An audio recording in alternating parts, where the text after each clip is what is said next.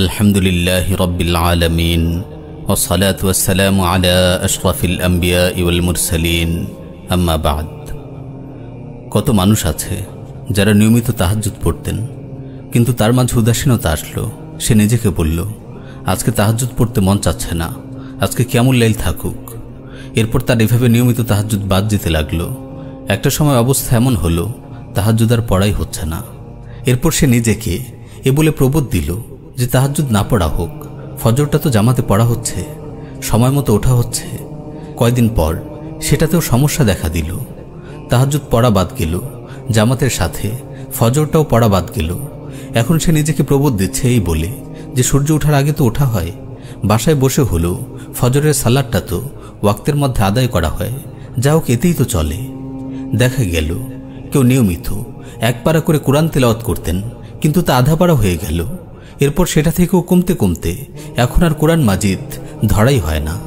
কেউ নফল সাওম আদায় করত নিয়মিত, কিন্তু দিনের উপর আমলের প্রতি তার উদাসীনতা এসে গেল, অলসতা এসে গেল, শিথিলতা বৃদ্ধি পেল। এখন আর সে নফল সাওম পালন করে না। দিনের আমলের প্রতি এমন উদাসীনতা আমাদের পতনের কারণ। নাউযুবিল্লাহি মিন যালিক। সুন্নাতে রাতে বা ঠিকমতো আদায় না করা, ফরজ পর্দার বিধান ঠিকমতো পালন না করা, এমন বহু ফরজ ও সুন্নত আমল, বহু নফল আমল আমরা অহরহ ছেড়ে দিচ্ছি। দিনের প্রতি এমন উদাসীনতা আসার কারণ কি? প্রিয় ভাই আমার, আমাদের এরকম উদাসীনতার পেছনে কারণ হচ্ছে নফসের ধোঁকা ও শয়তান।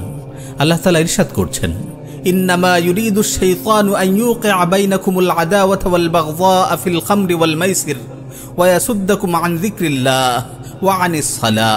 শয়তান তো চায় মদ জুয়ার মাধ্যমে তোমাদের পরস্পরের মাঝে শত্রুতা ও বিদ্বেষ সঞ্চারিত করে দিতে, আল্লাহর স্মরণ ও নামাজ থেকে তোমাদেরকে বিরত রাখতে। শয়তান চায় আদম সন্তানকে সকল ধরনের ইবাদত ও আনুগত্য থেকে ফিরিয়ে রাখতে, ঈমান জাগানিয়া কাজগুলো থেকে বিরত রাখতে সে প্রাণপণ চেষ্টা করে যায়। নফস আমাদের পেছনে সবসময় লেগেই আছে আমাদের মন্দ কাজে প্রবৃত্ত করার জন্য। যেমন ইউসুফ আলাইহিস সালাতু ওয়াস সালাম বলেছেন, রাব্বুল আলামিন সেই উক্তি তুলে ধরেছেন কোরআনে, ইন্নান নাফসা লাআম্মারাতুম বিসসু ইল্লা মা রাহিমা রাব্বি। নফস তো মন্দ কাজে প্ররোচিত করতেই থাকে, আমার প্রতিপালক যার প্রতি দয়া করেন সে ছাড়া। দিনের উপর আমল করার প্রতি উদাসীনতার আরেকটি কারণ হলো দিনে সাহচর্য থেকে দূরে থাকা। আবু সাঈদ খুদরি রাদিয়াল্লাহু তাআলা আনহু বর্ণনা করেন, রাসূল সাল্লাল্লাহু আলাইহি ওয়াসাল্লাম ইরশাদ করেন, লা তুসাহিব ইল্লা মুমিনা ওয়া লা ইয়াকুল তাআমাকা ইল্লা তাকিয়্যুন। মুমিন ব্যতীত কারোর সাথে মিশবে না, তোমার খাবার কেবল যেন একজন মুত্তাকী ভক্ষণ করে। তোমার বন্ধু বানাবে কেবল দিনের উপর অটল থাকা ব্যক্তিদের ও নেক ব্যক্তিদের। কাফিরদের সাথে ও মুনাফিকদের সাথে তো মিশবেই না, বরং বদকার মুসলিমদের সাথেও না, কারণ বদকাররা তোমাকে নাফরমানের দিকে ঠেলে দেবে, আর নেককার লোকেরা তোমাকে আল্লাহর দিকে আরও এগিয়ে দেবে, তোমাকে তোমার কাঙ্ক্ষিত গন্তব্যের দিকে আরও অগ্রসর করে দেবে।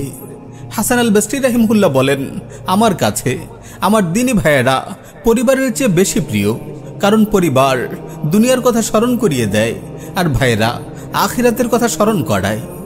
আজকাল দিনে আমলের উদাসীনতার অন্যতম কারণ হচ্ছে সোশ্যাল মিডিয়া। সোশ্যাল মিডিয়ার অহেতুক ব্যবহার, অবিরত স্ক্রলিং করে যাওয়া, ঘন্টার পর ঘন্টা বিভিন্ন চরিত্র বিনষ্টকারী ভিডিও দেখা, শেয়ার দেয়া, এগুলো তো কেবল নিজের ঈমানি অবস্থাকে দুর্বল করে না, বরং অশ্লীলতা ও বেহায়াপনাকে আরও বেশি উচ্চকিত করে। একজন মুমিন অশ্লীলতা ছড়াতে পারে, এটা তো ভাবাই যায় না। রাসূল সাল্লাল্লাহু আলাইহি ওয়াসাল্লাম ইরশাদ করেন, তাইসা আব্দুদ দিনার তাইসা আব্দুদ দিরহাম। ধ্বংস হোক দিনারের গোলাম, ধ্বংস হোক দিরহামের গোলাম। এমন ব্যক্তির চিন্তা জুড়ে থাকে সম্পদ উপার্জন করা, দুনিয়া উপার্জন করা, এটাই তার জন্য সর্বোচ্চ বিষয় হয়ে থাকে। তার প্রথম ও শেষ টার্গেট থাকে এটাই। এমন ব্যক্তির পরিণতি হবে ধ্বংস ও লাঞ্ছনা। যেমন রাসূল সাল্লাল্লাহু আলাইহি ওয়াসাল্লাম বদদুয়া করেছেন, তাইসা ওয়ান্তাকাসা। আর সৌভাগ্যবান হলো সেই ব্যক্তি যে দিনের উপর আমল করে। যেমন হাদিসে রাসূল সাল্লাল্লাহু আলাইহি ওয়াসাল্লাম বলেছেন, তুবা লিআবদিন আখিযিন বিইনানি ফারাসিহি ফি সাবিলিল্লাহ আশআসা রাসুহু মুগবাররাতিন কাদামা। ওই বান্দার জন্য সুসংবাদ যে আল্লাহর পথে নিজের ঘোড়ার লাগাম ধরে যুদ্ধরত, যার মাথার কেশ এলোমেলো, যার পদযুগল ধুলিমলিন। প্রিয় ভাই, মানুষের ধন সম্পদের লোভ মানুষকে আমল থেকে দূরে সরায়। যদি কেউ তার সম্পদ বাজেয়াপ্ত হওয়ার ভয় রাখে, সে আল্লাহর রাহে জিহাদ করতে পারে না। যদি তার সম্পদ উপার্জনের প্রবল লিপ্সা থাকে, সে আমলে সময় দিতে পারে না। সম্পদ উপার্জন করতে গিয়ে ন্যূনতম 5 ওয়াক্ত ফরজ সালাতও সে আদায় করতে পারে না। তার জীবনটাই সম্পদের পেছনে ব্যয় হয়ে যায়। প্রিয় ভাই আমার, আপনার বয়স এখন 20, 25 কিংবা 30, কিন্তু তবুও আপনি নিজেকে এখনো আমলে আমলে প্রস্তুত করছেন না। আপনার ধারণা এখনো সময় আছে। আপনি মনে করছেন যে দিনকে আঁকড়ে ধরার জন্য সময়টা এখনো আসেনি। এত তাড়াহুড়া কেন করব? আপনি ভাবছেন আপনি তরুণ যুবক, মৃত্যু আপনাকে স্পর্শ করবে না। কিন্তু না, এই চিন্তা একেবারেই ভুল, তা আপনি নিজেও জানেন।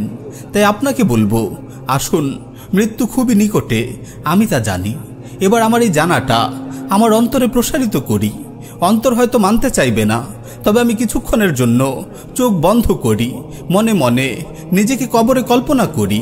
এভাবে নিজেকে মানসিকভাবে আমলের জন্য প্রস্তুত করি। রাসূল সাল্লাল্লাহু আলাইহি ওয়াসাল্লাম ইরশাদ করেন, আকসিরু যিকরা হাদিমিল লাযযাত ইয়ানি আল মাউত। তোমরা বেশি বেশি দুনিয়ার উপভোগকে মলিনকারী মৃত্যুর কথা স্মরণ করো। জেনে রাখুন, মৃত্যুই বাস্তবতা। দুনিয়া মৃত্যুর আগের আমলের জায়গা, আবার কারো জন্য ধোকায় প্রবৃত্ত থাকার জায়গা। তাই বাস্তবতাকে প্রাধান্য দেয় কর্তব্য। দুনিয়ার জীবনে আমাদের ভীষণ মিশন হচ্ছে দিনের উপর আমল করা। যেমনি কুরআনুল কারীমে এসেছে, ওয়ামা উমিরু ইল্লা লিয়াবুদুল্লাহ মুখলিসিনা লাহুদ্দিন হুনাফা ওয়া ইউকিমুস সালাতা ওয়া ইউতুজ যাকাতা ওয়া যালিকা দীনুল কাইয়্যিমাহ।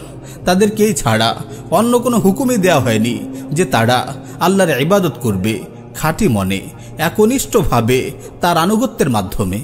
আর তারা নামাজ প্রতিষ্ঠা করবে আর যাকাত দেবে, আর এটাই সঠিক সুদৃঢ় দিন।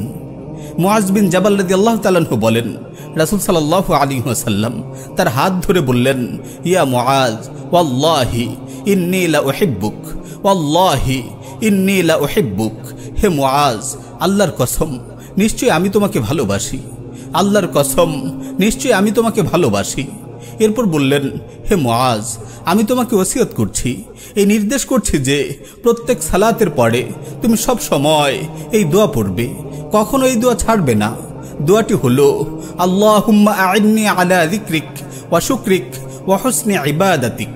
হে আল্লাহ, আমাকে আপনার জিকির করতে, আপনার কৃতজ্ঞতা আদায় করতে, আপনার উত্তম ইবাদত করতে সাহায্য করুন। অতঃপর মুআজ বিন জাবাল রাদিয়াল্লাহু তাআলা আনহু সারা জীবন এই আমল করেছেন। তারপর তার ছাত্র তাবেঈ আব্দুর রহমান সুনাবি রাহিমাহুল্লাহকে এই দোয়া করার ওসিয়ত করেছেন। সুনাবি রাহিমাহুল্লাহ আবু আব্দুর রহমান হুবুলিকে এই দোয়া করার ওসিয়ত করেছেন। ভাই আমার, এই দোয়া আপনি প্রত্যেক সালাতের পরে করুন। যখনই অন্তরে আমলের প্রতি উদাসীনতা সৃষ্টি হয়, তখনই দোয়া করুন। আল্লাহর কাছে আশ্রয় চান, দোয়া করতে থাকুন, আমল করতে থাকুন। আমলের সাথে আমল জুড়ে দিয়ে জীবনকে আমলময় করুন। আল্লাহ আমাদের সবাইকে দিনের উপর আমল করার ক্ষেত্রে উদাসীনতা মুক্ত রাখুন, শিথিলতা ও অলসতা মুক্ত রাখুন। আমাদেরকে যথোচিত আমল করার, বেশি বেশি ন্যায় অর্জন করার তৌফিক দান করুন। আমিন ইয়া রাব্বাল আলামিন।